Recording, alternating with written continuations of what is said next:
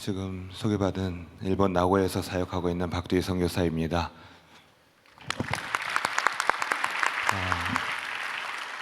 GMI에서 선교사 훈련한 10기 훈련을 받고 주님의 영광교회에서 파송을 받아 2018년에 파송을 받은 후로 지금 5년이 지나고 5년 만에 다시 이 자리에 오게 됐습니다. 참 감사하고 정말 이 자리에서 무슨 이야기들을 나눠야 될까 간증 연락을 듣고 기도하면서 하나님 앞에 묻고 또 묻고 준비하는 가운데 어제 저희 신승우 목사님 설교 혹시 제목 기억하시나요? 기억하시는 분 계십니다. 목사님 할렐루야입니다. 사실 목사님이 설교하시는데 저는 정말 이게 닭살이 서는 것처럼 하나님 앞에 너무 제 안에 감동이 있었습니다. 왜냐하면 제가 이번 간증에 테마적으로 정한 것이 여호와 이레였습니다. 근데 목사님께서 어제 말씀을 다 하시고 간증도 다 하시고 그래서 저는 일본에서 이런 일들이 있었습니다라는 그런 일들로 같이 나누기를 원합니다.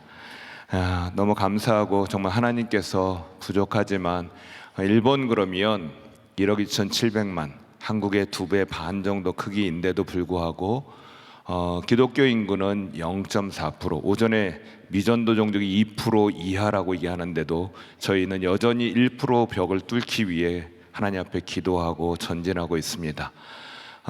그런 가운데 지금 세워져 있는 교회들마다 참 코로나의 시기를 어렵게 지나갔지만 하나님께서 저와 또 저희 교회 사역 가운데 하나님의 일의 은혜가 있었음을 같이 나누기를 원합니다. 먼저는 잠깐 띄워주시면 되겠네요. 저희 GMI 훈련을 만난 것이 저로서는 여호와의 이레라고 고백할 수 있을 것 같습니다. 2005년도에 김광신 목사님께서 일본에 오셔서 TD를 하는 그 TD에 참석을 했습니다.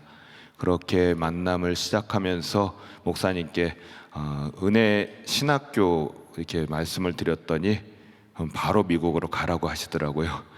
근데 제가 일본 선교사로 나온 지 2년 만에 선교지를 두고 떠나기는 차마 그 결정은 못하고 그랬는데 불구하고 하나님께서 2018년도에 생각지도 않게 GMI 선교사 훈련원에 10기생으로 들어갈 수 있는 길을 허락해 주셨습니다. 그 모든 것들을 하나님이 이미 계획하셨고 인도해 주셨음을 믿습니다.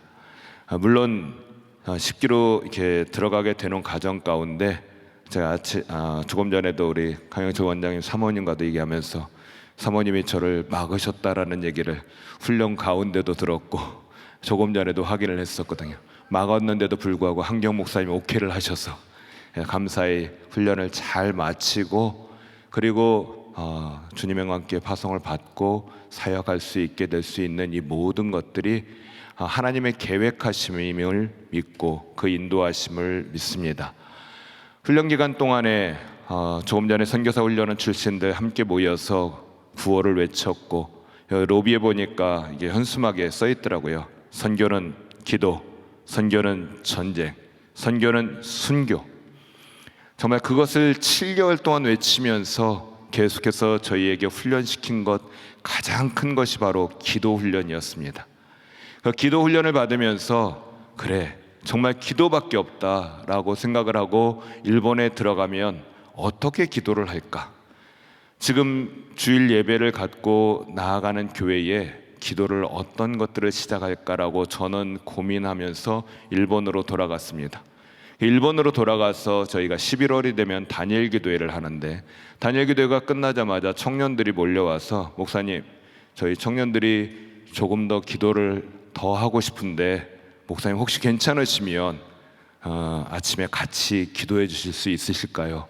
라고 얘기해서 제가 목사가 청년이 얘기하는데 어떻게 거절하냐 알겠다라고 하고 그때부터 저희가 아침 기도회가 지금까지 새벽 기도회로 이어져서 오늘 이 자리에 저희들은 와 있지만 교회에서는 성도들이 함께 새벽을 깨우며 기도하고 금요 기도회로 또 함께 기도하는 단일 기도회를 통해서 그 은혜들을 나눌 수 있는 그 모든 것들을 이미 그 청년들을 예비하셔서 저는 어떻게 시작할까라고 고민하지만 하나님은 이미 준비하신 그 친구들을 통해 기도를 시작하게 하셨습니다. 그렇게 기도하고 나서 저희들은 이제 사역을 2019년부터 시작을 이종화 선교사님 후임으로 들어가서 바톤 타치를 받고 열심히 해야지 하고 2019년에 우리 김종원 목사님도 오셔서 성경에 뼈대를 세우자라고 말씀 세미나도 해주시고 더 힘차게 나가기로 한 그때부터 코로나가 터져서 잠잠해지고 묶이고 더 이상 어떻게 할 수 없는 그런 상황까지 저희가 되어졌는데, 바로 그 코로나가 저희에게 주신 여호와의 이레의 은혜라고 믿습니다. 물론 받아들이기는 나름이시니까요.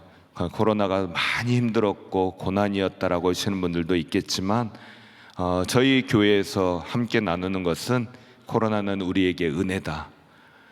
가장 큰 은혜는 저희는 이제 방학 때가 되면 유학생들도 돌아가고 한국으로 이렇게 방문하고자 하는 분들이 있어서 저희 예배드리는 숫자가 반 이상으로 확 줄어듭니다.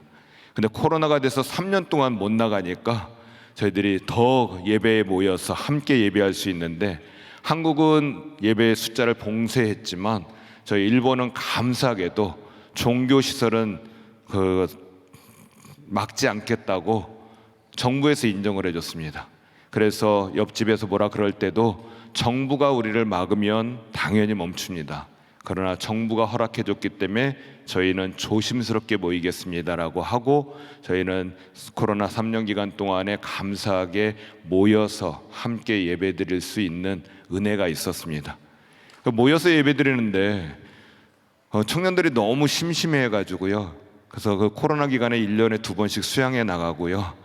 저희 모여서 계속 청년들하고 같이 교제 나누고 성도들하고 교제를 나누다 보니까 성도 안에 그 교제의 깊이가 깊어지고, 그 안에 1년에 한 번씩 하나님께서 줌을 통해서 말씀 세미나를 또 이렇게 열어주셔가지고 교회 안에 말씀이 깊어지는 은혜가 있었습니다.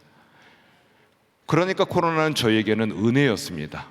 흩어지지 않게 하시고 묶어두시고 그 안에 기도로 말씀으로 훈련을 시키셔서 성도 간에 더 연합을 이룰 수 있는 그 은혜가 우리 가운데 있었음을 고백할 수 있습니다.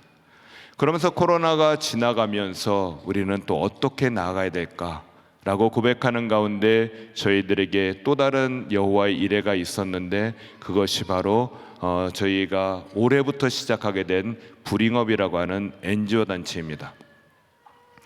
브링업은 한국에서 시작했고 9년 전부터 시작해서 지금 전 세계 25개 나라가 하고 있는 NGO 단체입니다.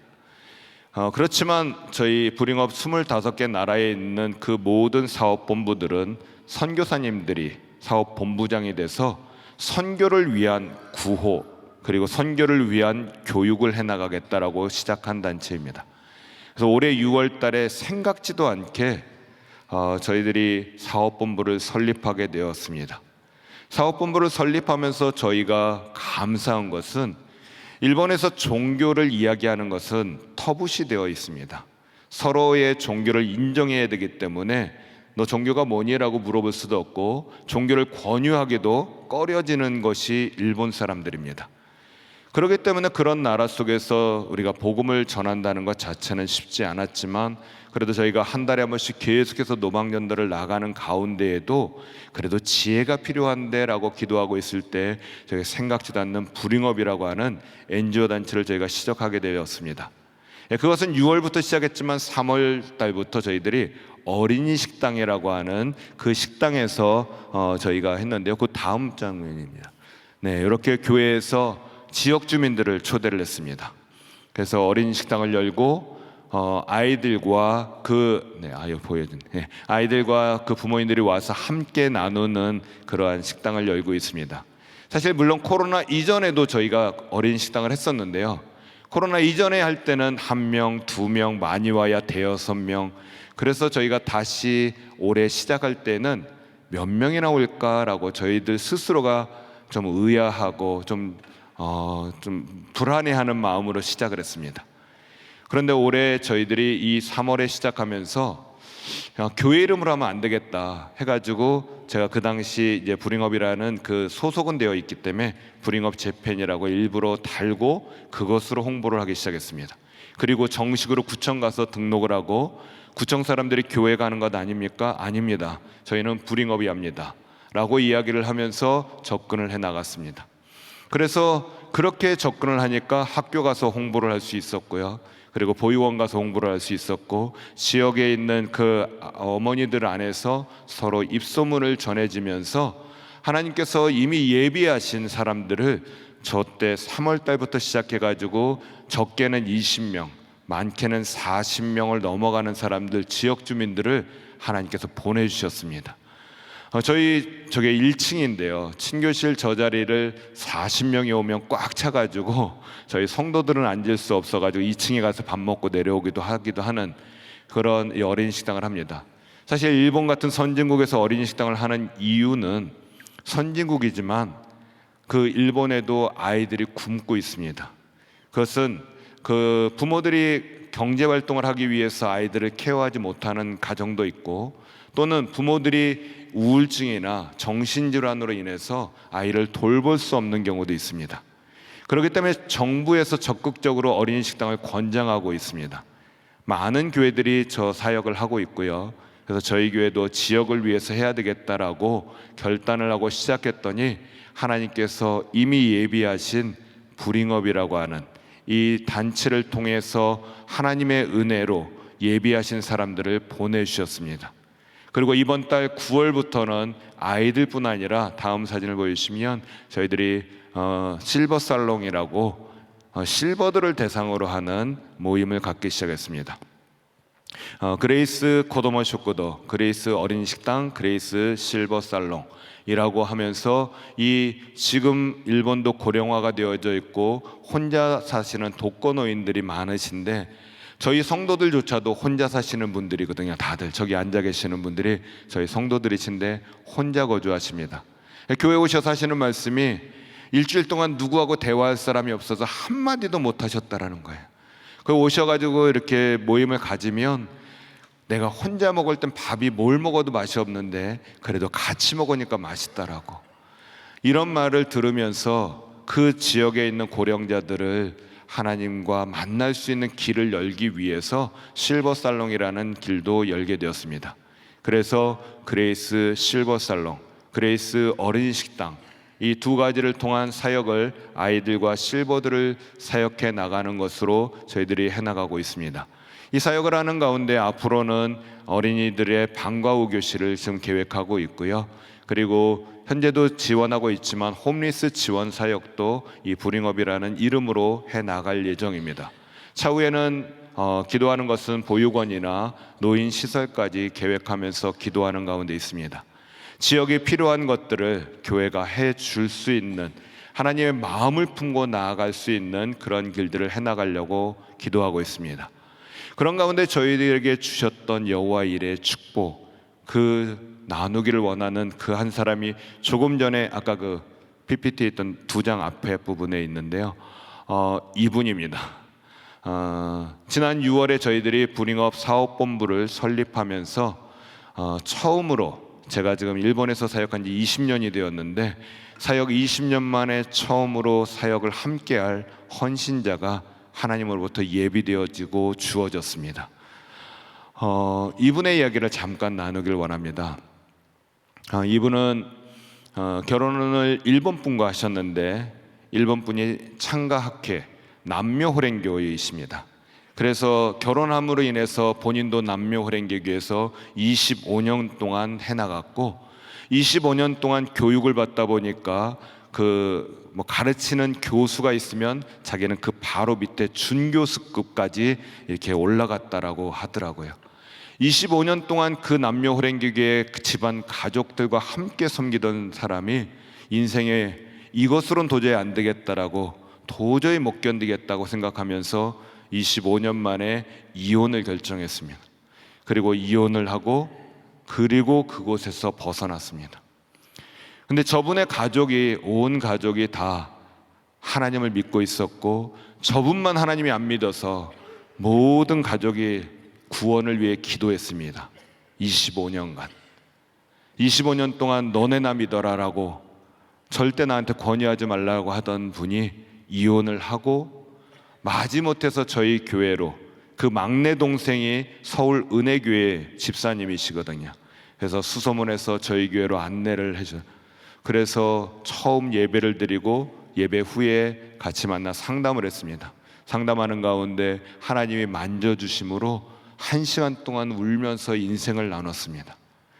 그때 이후로 신앙생활을 하게 됐고 하나님 말씀을 접하고 세례를 받고 그리고 제자 양육을 받고 1:1 성경 공부를 하고 결국 올해 6월 달에 처음으로 하나님 앞에 헌신해서 하나님을 위해 살고 싶다라고, 단지 그냥 교회에서 잡무를 보더라도 좋고 내가 하나님을 위해서 무엇인가 하고 싶습니다라는 결단을 하게 돼서 교회에서는 간사로 그리고 불잉업에서는 스텝으로서 함께 섬기는 사역을 하게 되었습니다.